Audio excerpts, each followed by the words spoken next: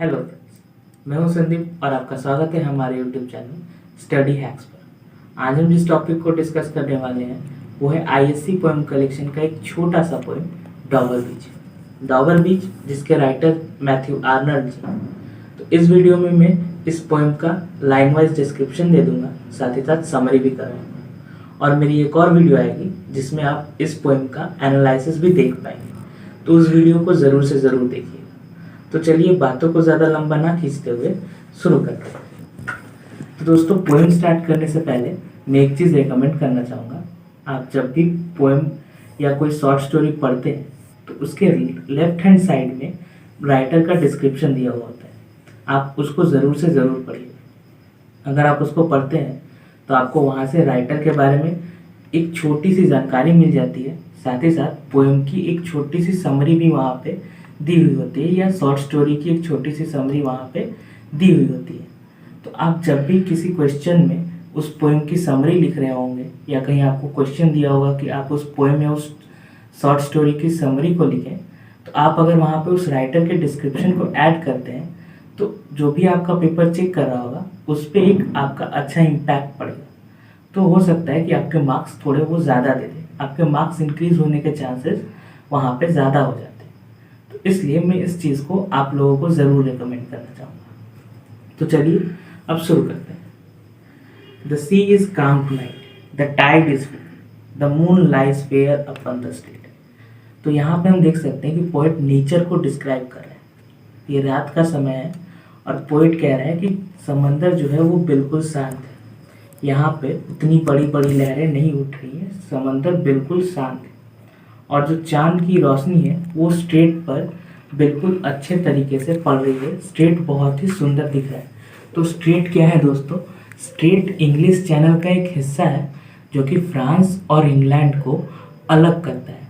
तो इस पिक्चर में आप देख पा रहे होंगे, यहाँ पे देखिए डॉवर लिखा हुआ है और उसके बगल में आप एक रेड डॉटेड लाइन देख सकते हैं। तो ये रेड डॉटेड लाइन ही वो स्ट्रेट है जिसके बारे में पोएट बात कर रहे हैं। इसी स्ट्रेट पर वो चांद की रोशनी पड़ रही है और वो स्ट्रेट सुंदर दिख रहा है।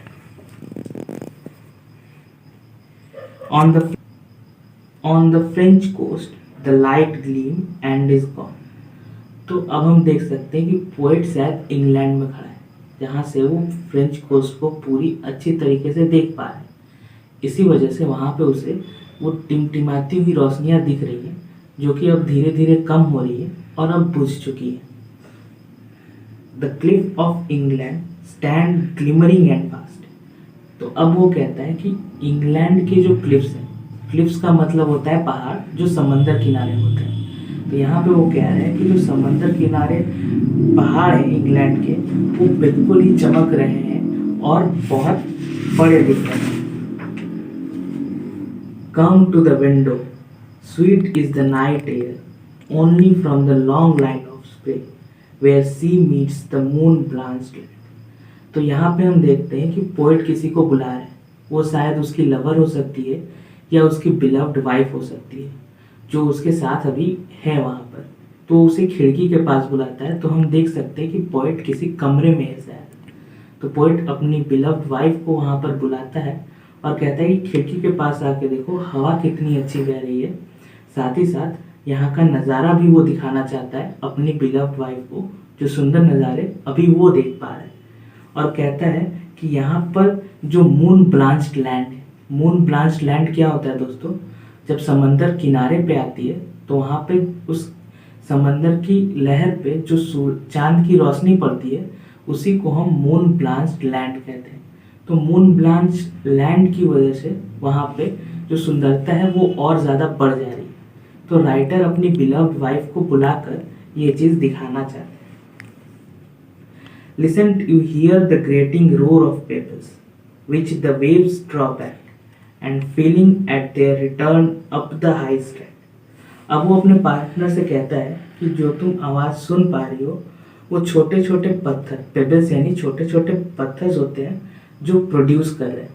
तो जब समंदर अपने साथ छोटे पत्थरों को ले जाता है और वापस किनारे पे फेंकता है तो ये ग्रेटिंग रोर प्रोड्यूस होती है। ये कानों को उतनी अच्छी नहीं लगती है। तो अपने साथ साथ यही प्रोसेस दोहरा रहे हैं जिसकी वजह से ये ग्रेटिंग रोर या ये ग्रेटिंग की आवाज़ पोएट और उसकी बिलव्ड वाइफ सुन सकते हैं। Begin and cease and then again begin with tremulous cadence, slow and bring the eternal notes of sadness in।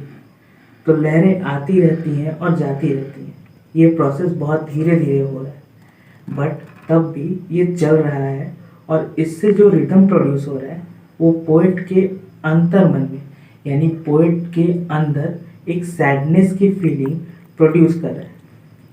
अब तक हम देखते हैं कि पोएट खुश था, अपनी बिलव्ड वाइफ को वहाँ के सुंदर नज़ारे दिखाना चाहता था, तो हम कह सकते थे कि अब तक पोएमिक रोमांटिक सीन की तरह डिस्क्राइब किया जा रहा था। लेकिन जैसे ही पोएट यहाँ पे सैडनेस की बात लेकर आता है, तो अब हम रोमांटिक सीन से होकर सैडनेस की तरफ बढ़ रहे हैं। Sophocles long ago heard it on the Aegean, and it brought into his mind the turbid ebb and flow of human misery. We find also in the sound a thought hearing it by distant northern sea। तो यहाँ पे writer Sophocles नाम को describe करता है। ये Sophocles कौन है? तो सोफोक्लिस एक famous Asian dramatic Greek writer थे। ये पुराने समय में ग्रीस में रहा करते थे और वहाँ के एक बहुत ही नामचीन ड्रामेटिक राइटर थे। इनके साथ एक और आदमी थे जिनका नाम था ओडिपस, वो भी बहुत नामी इंसान थे उस वक्त के।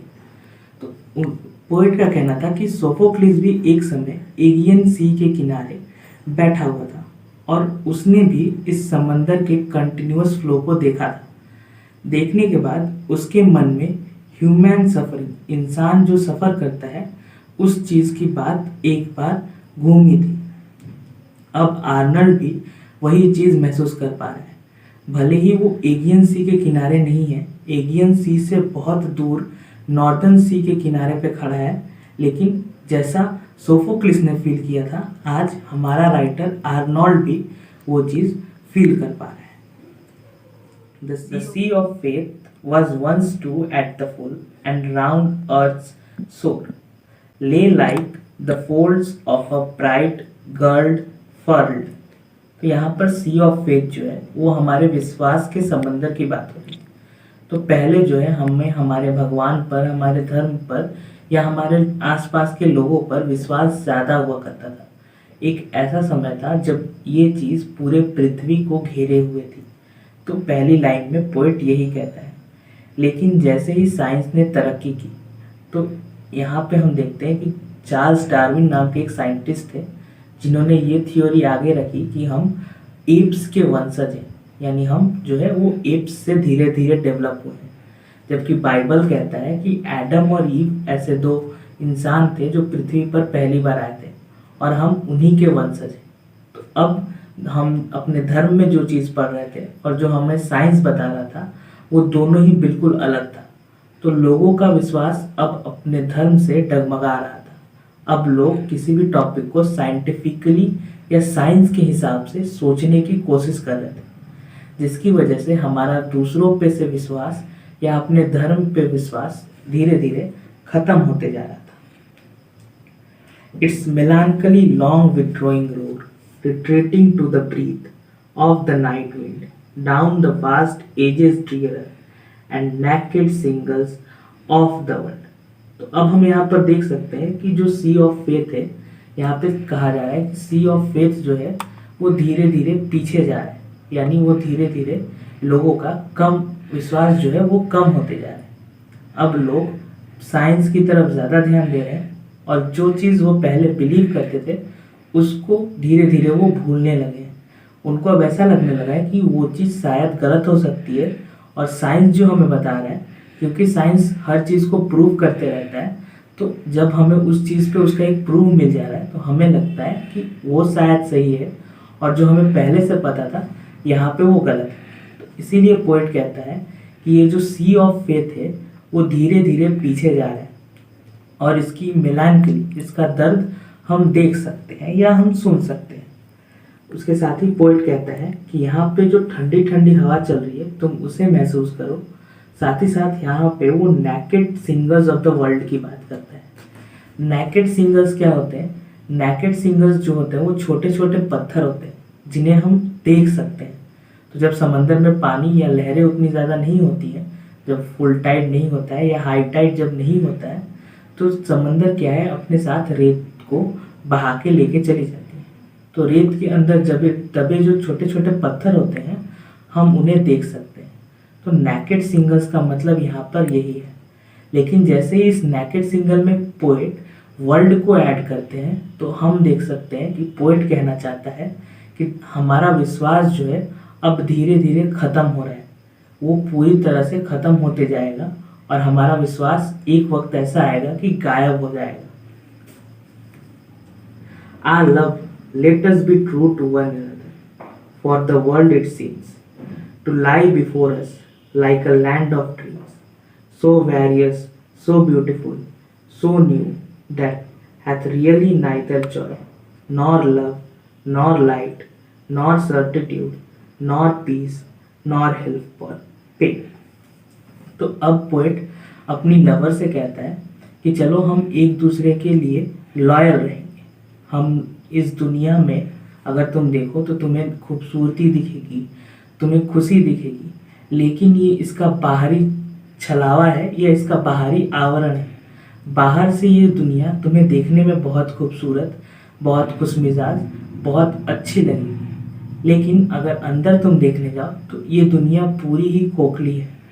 बाहरी दुनिया एक ऐसी झूठी दुनिया है जो इस दुनिया ने हमारे लिए बनाई है। तो हम इस दुनिया की तरह ही एक दूसरे से झूठे रिश्ते नहीं निभाएंगे, हम एक दूसरे के साथ सच्चे रहेंगे, लॉयल रहेंगे। We are here as an darkling plane swept with confused alarms of struggle and flight, where ignorant armies clash by night. तो अब वो कह रहे हैं कि पूरी दुनिया में अभी अंधेरा है और अंधेरे में हम अपने दुश्मनों को देख नहीं पाते हैं कि हमारे दुश्मन कौन है।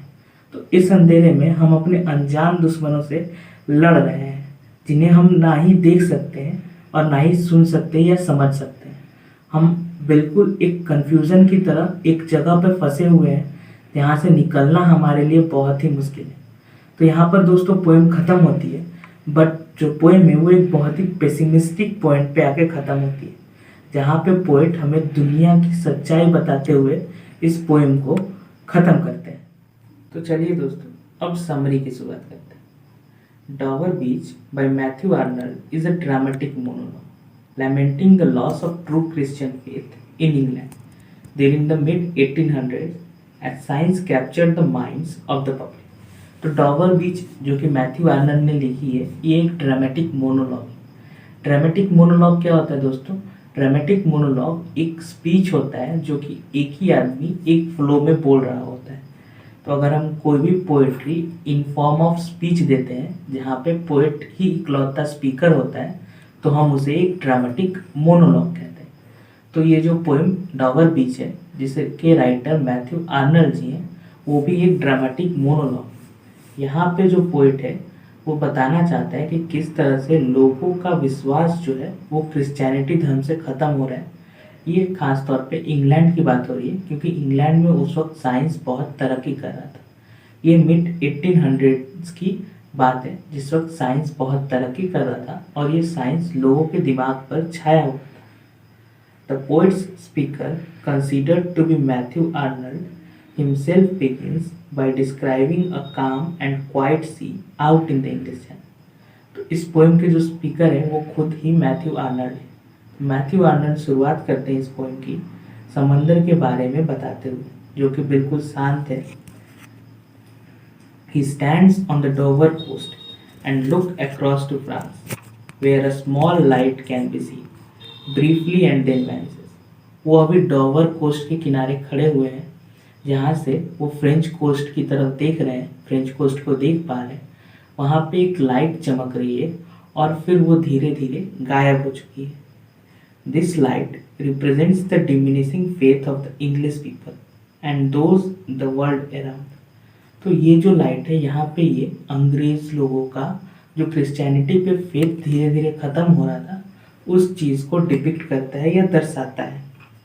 Throughout this poem, the speaker crafts an image of the sea receding and returning to land with the faith of the world as it changes throughout time।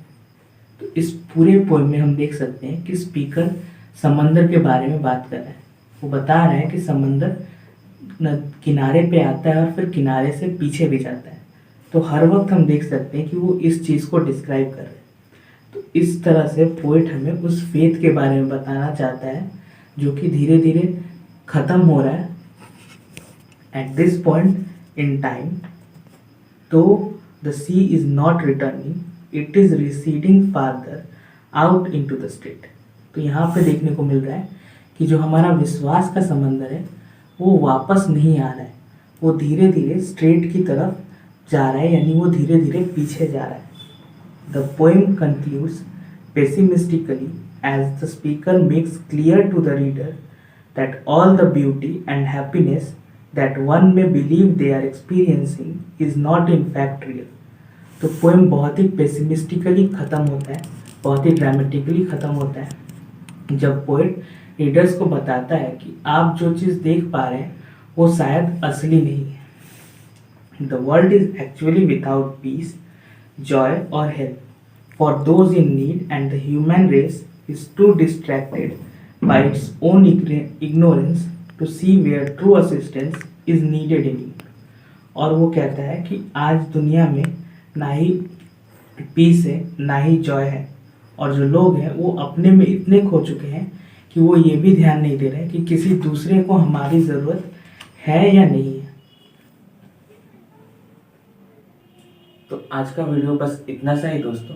मैं उम्मीद करता हूँ कि आपको ये वीडियो पसंद आ रही होगी। अगर आपको मेरी वीडियो पसंद आ रही होगी तो प्लीज़ मेरे वीडियो को लाइक, शेयर और सब्सक्राइब ज़रूर कीजिए।